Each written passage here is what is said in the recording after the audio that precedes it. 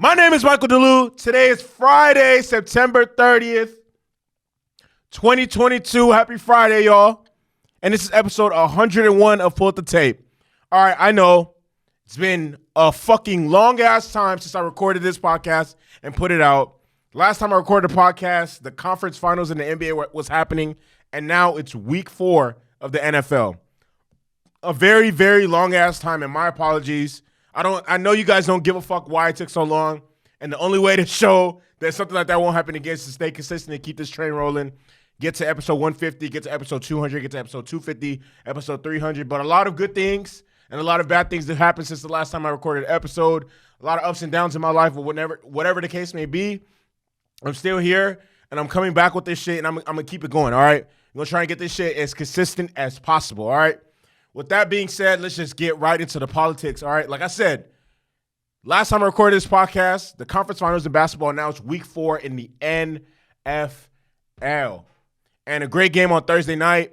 Cincinnati Bengals defeated the Miami Dolphins 27-15, and Miami picked up their first loss of the season. I'm gonna be 1,000% honest. I thought the Bengals will win this game for various reasons. One, I don't think the Bengals are as bad as their record showed them. And, you know, the first 2 games of the season, they lost in overtime. And the next 2 games, they've played good football. I wouldn't say good football. It's decent football. But at the end of the day, in the NFL, all it really boils down to is, can you get a W at the end of the day? Sometimes it really doesn't matter how ugly or how whatever the case may be, how ugly or how pretty you win or whatever the case may be. A win is a win, a loss is a loss. Even if you look great in a loss is a loss, okay? And one of the biggest reasons why I thought the Bengals were going to be able to one-up the Dolphins is because it's an extremely, extremely, extremely short turnaround for the Dolphins defense. The Dolphins defense played 90 snaps on Sunday against the Bills. They played 90 snaps against the Bills. That was double what the Bills defense played in the same game. Bills defense was chilling on the sideline for most of the game. I repeat, the Dolphins defense played 90 snaps on Sunday. So being that, you know, it's a Thursday night game, very, very short turnaround. In my head, I'm like, you know what? I just don't see the Dolphins defense being able to sustain and control T. Higgins, Jamar Chase, Tyler Boyd, and Joe Mixon for an extended period of time. And that's essentially what we saw. You saw in the second half, since he was getting a lot, since he had, like, off the top of my head, about 4 or 5 plays of more than 20 yards. I know T. Higgins caught a touchdown pass. Jamar Chase had a deep pass, a deep touchdown. I mean, a deep reception. Tyler Boyd had a deep reception. They had a trick play, and there's one more play that I'm forgetting off the top of my head, but you could just tell towards the end of the game, and specifically in the second half, and specifically the fourth quarter, man, the Dolphins defense, they were just out there like, man, this is a lot. Like, you know, like I said, in some of those plays, like T. Higgins beats Eric Rowe for a touchdown pass. Like that, all that bad technique, and bad technique is a result of the fact that, you know, these DBs are tired, are gassed, are exhausted. You know what I mean? Like their body's been asked to do a lot in a short amount of time. One thing I want to credit, and one of the reasons why I thought the Bengals would win is their offensive line. Okay, let me throw some stats out there for you guys. So week 1, the Bengals gave up 7 sacks. Joe Burrow was sacked 7 times against the Steelers. Week 2 against the Cowboys, he was sacked 6 times. Michael Parsons went crazy. Week 3, he was sacked twice against the Jets. And week 4, yesterday's game, he was only sacked once. So you can see, you know, the offensive line is continuing to gel. They brought in La'el Collins. They've, you know, retooled the offensive line, brought in some guys to compete, and, you know, hopefully, you know, become a competent unit and, you know, actually get Joe Burrow the protection that he needs to do what he does best, which is, you know, dissect defenses. I mean, he has weapons. He has a Lamborghini Urus on the outside. On the other side of the field, The Lamborghini Urus, for those of you guys who don't know, is Jamar Chase. T. Higgins is the S-Class Benz. And in the slot, feel me, they have Tyler Boyd, feel me, Model X Tesla, you feel me? Joe Burrow got toys, you feel me? So if they can just protect him, and I've always said this over and over and over again, especially in the NFL. This is any professional sport. If you have a competent offense, you are always going to have a chance to win a game. That's whether it's the NFL, college, high school, Pop fucking Warner, Madden. If you have a competent offense, there is a chance you can win the game. Joe Burrow, 20 of 31, 287 yards, a touchdown. Joe Mixon, 24 carries, 61 yards, a touchdown. T. Higgins, 7 receptions, 124 yards, a touchdown. Jamar Chase, 4 receptions, 81 yards. I mean, did his thing. I mean, wasn't the best outing for the Cincinnati Bengals, but nevertheless, a win is a win. I mean, it is what it is. Like, you look, I'm a Jaguars fan, and you know we're looking like I don't give a fuck. If the Jaguars let me tell you something. If the Jaguars win 2-0 on Sunday, I don't give a fuck. A win is a win. When at certain points, especially like, you know, when the season, later on in the season, whatever the case may be, when these Thursday night games start to become more brutal and whatever the case may be, as in like, you know, as the course of the season goes, you know what I mean, it starts to get really, really taxing on the human body and on these players' bodies. And, you know, when you can get wins on Thursday Night Football, when it's a short week and, you know, there isn't really much downtime in between two games, like you play from Sunday to Monday night to Thursday night, it's, you know, it can be taxing in the travel, whatever the case may be. But yeah, shout out to the Bengals for getting the W in their home crowd. You feel me? They look good in their uniforms. Icy. Helmets icy. You know what I mean? It is what it is. So let me get to the Dolphins. So as we know, Tua got knocked out of the game in the second quarter, and you know I'm not gonna really talk too much about Tua's stats. It was all right, nothing crazy, nothing less. And I'm gonna highlight the Tua situation a little later on the podcast. Teddy Bridgewater, I mean, he is what he is. He's a backup quarterback at this point in his career. I mean, he looked good until he didn't. I mean, it just is what it is. Like at a certain point, I can't remember who exactly said this, but it was some scout said this in the NBA, and I feel like this applies to NFL. I mean, by a player's 4th year in the league, this applies to any professional sport. They are who they are. Okay, you take away their best season and their worst season, and whatever in the middle is who they are. All right. And like I said, you know, backup quarterbacks, they're not just going to, oh my God, wow you, whatever case may be. Like Teddy Bridgewater is decent, a good backup, but I wouldn't want him to be my starting quarterback. He went 14 of 23, 186 yards, a touchdown. Essentially, like I said, he looked good until he didn't. And he didn't look good when he threw essentially the game-stealing interception, a miscommunication between him and Mike Gesicki on that route. And honestly, that's as he gets more and more first team reps, which, you know, I can obviously tell based on the Tua situation, he's going to get a lot of those moving forward because, I mean, if the Miami Dolphins don't fucking fumble this situation, we probably won't see Tua until like the end of October because what I seen from and I don't want to talk too much about Tua right now. I'll say that for later. But what I seen was just absolutely fucking asinine. Raheem Mostert, 15 carries, 69 yards. Tyreek Hill had a very big game. He had 10 catches for 160 yards. Jalen Waddle didn't have the best game. He only had 2 catches for 39 yards. Only gave me 5 points for my fantasy team. Woo. Like, oh, man, that fucking sucks for me. In terms of the Miami Dolphins, I think their defense played good. I mean, I feel like at a certain point, even despite the fact that Tua went out in the game, it looked like the Dolphins possibly could win this game and, you know, and come out with a W. I mean, not even just win the game, like, you know, beat the spread and come out with the W. But unfortunately, that's not what happened. You know, it was a very tight game down the stretch of the fourth quarter. And then Teddy Bridgewater threw that interception. And then, you know, that pretty much sealed it. It is what it is. Credits to Dolphins defense for standing so tall for 3 quarters. the Bengals offense got into the red zone multiple times, and the Dolphins defense shut the fucking door on them most of the time. Besides, from what I remember, I know they got a touchdown in the first quarter, and I feel like their next touchdown came when T. Higgins burned Eric Rowe, whatever the case may be. So, I mean, Dolphins defense played admirable, respectable, considering the situation they were in on Sunday, and they played their hearts out, whatever the case may be. I mean, the Dolphins fought hard, or whatever, but it just seemed like once Teddy Bridgewater threw the interception, as I said, game sealed over.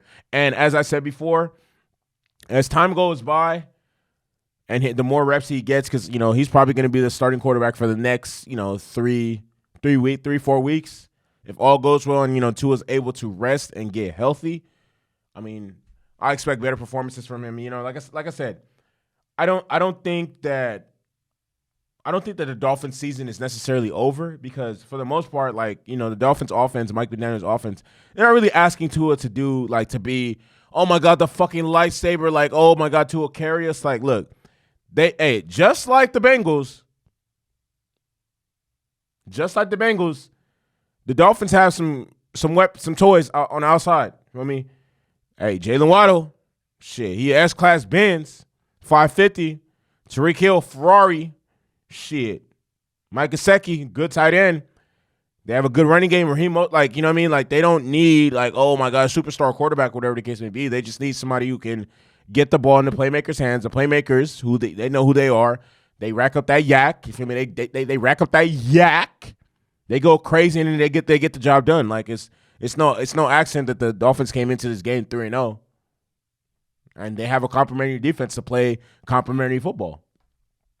Now, let me get to this fucking Tua situation, and let me start off by saying, and I wholeheartedly believe this: Tua Tagovailoa shouldn't have played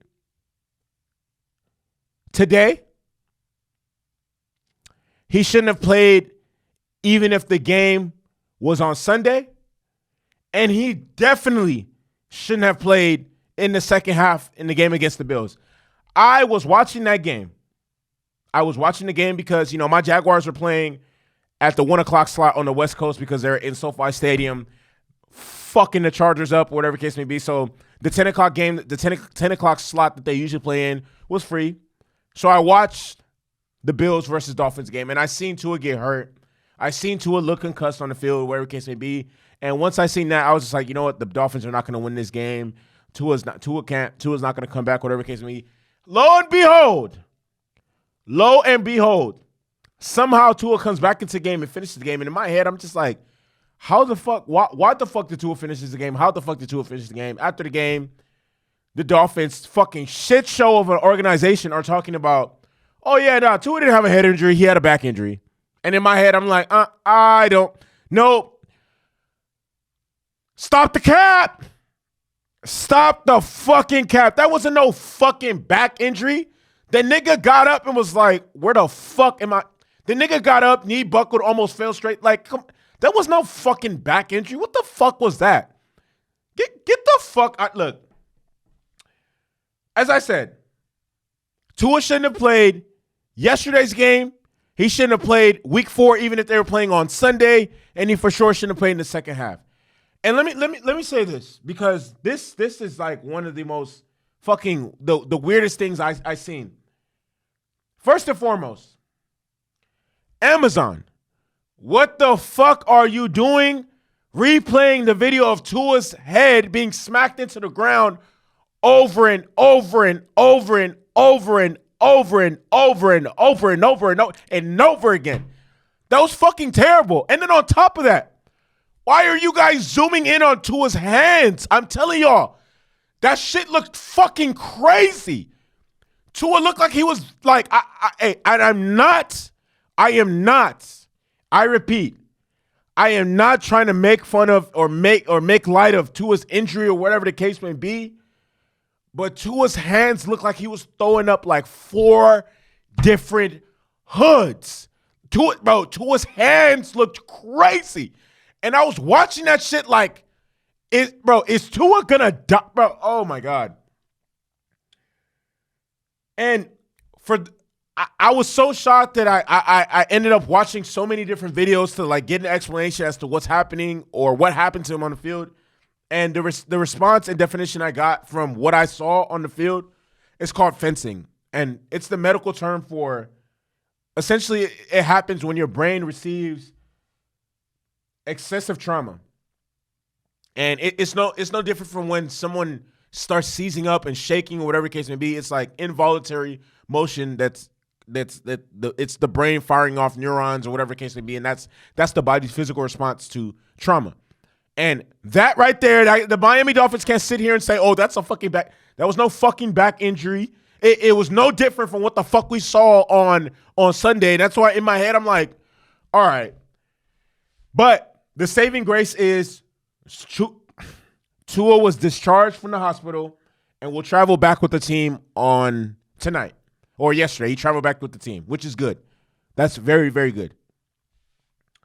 But from the Buffalo game to Thursday, it was quite apparent Tua had a fucking concussion. A fucking second grader could have seen that Tua had a fucking concussion. A second grader could have seen that Tua had a concussion. So the fact that I don't know where this back fucking shit like and what I'm gonna say is, oh my God, oh my! Do you know how fucking terrible the NFL looks now? Look. And if like I remember this might have been a couple years ago, just reading reports that in 20 years the NFL won't even be a thing because of all the head injuries, the trauma, the injury, like the CTE, the concussions, like just rampant, like and what it causes players in the long run. They're risking these players are risking their 20s and their the prime physical years of their lives to play a game, to play the most brutal game on earth that carries side effects that will last them a fucking lifetime. Junior Seau suffered from CTE. Aaron Hernandez suffered from CTE. Countless professional retired football players suffered from CTE. And, the NFL is doing their best to clean up this image that, this is a barbaric sport and whatever the case may be, and they care about player safety and blase. Bullshit, nigga. Bullshit. Hey, this is probably the worst thing that could have happened. Thursday Night Football, a national televised game. People already know what the fuck happened on Sunday, and now this. This looks fucking terrible. And it just makes me think, like, what the fuck is the process for these players to get cleared to play?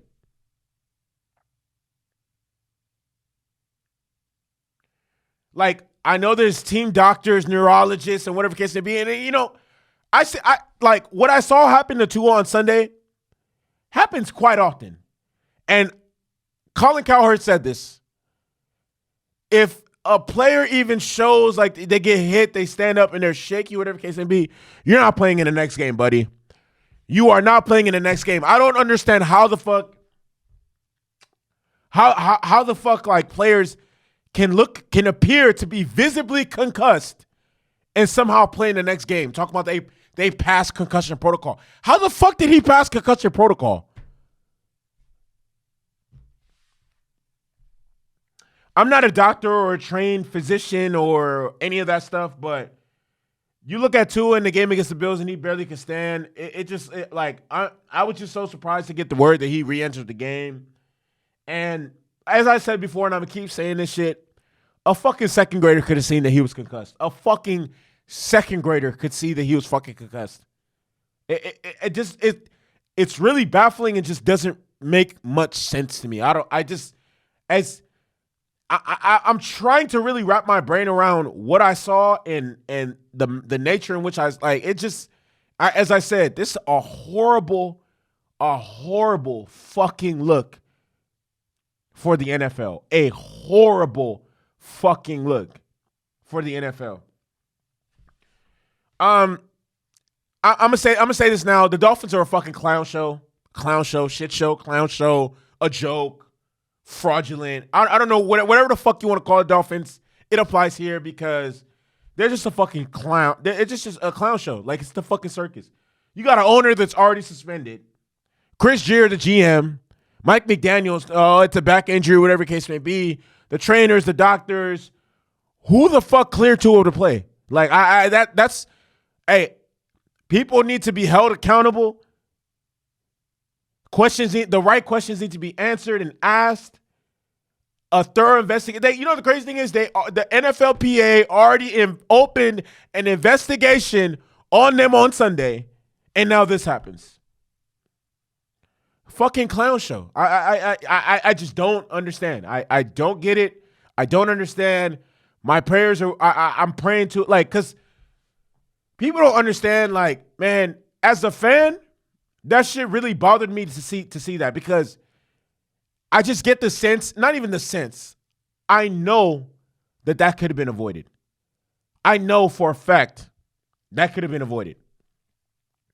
And to see Tua lying there like that, hands looking fucking crazy, thinking like, bro, it's too, like, because I'm not gonna lie, as soon as I seen that, in my head I was just hoping, like, I hope Tua doesn't have a neck injury.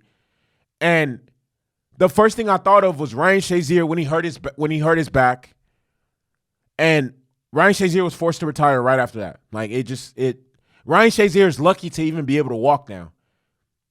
And I see that, and in my head I'm just like, wow, this is crazy. And to see, like, the fact that the Dolphins players were able to shake it off and be able to play the game the way they did and, you know, keep the game tight, man, credit to them, because I know these guys are millionaires. They make a lot of fucking money playing football, but they're human at the end of the day. They have family. People have died on the football field. People's lives have been altered forever as a result of the game of football. Ryan Shazier.